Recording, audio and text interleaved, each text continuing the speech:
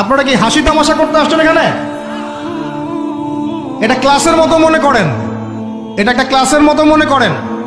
Traditional ওয়াজ মাহফিল বাদ দেন, ওই সুর গল্প কেচ্চা কাহিনী বন্ধ করেন, কিছু কিছু শিখেন। 4টা গুণাবলী অর্জন করলে ক্ষতি থেকে বাঁচতে পারবো, অন্যথায় কোনো সুযোগ নাই। যত বড় ফকিহ হন, আলেম হন, মুহাদ্দিস হন, মুফাসসির হন, পলিটিক্যাল নেতা হন, কোনো লাভ নাই, কিচ্ছু হবে না পরকালে। একদম নাজাতের রাস্তা বন্ধ যদি 4টা গুণাবলী অর্জন না করতে পারি। কয়টা ভাই? 1 নম্বর ইল্লাল্লাযীনা আমানু, যারা ইমানদার হয়েছে। 1 নম্বর কি?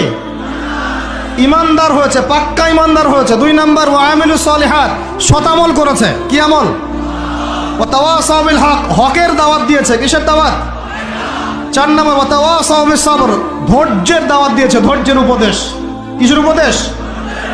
এটা কি শুধু একজন ব্যক্তির উপরে বর্তাবে না সবার উপর দায়িত্ব?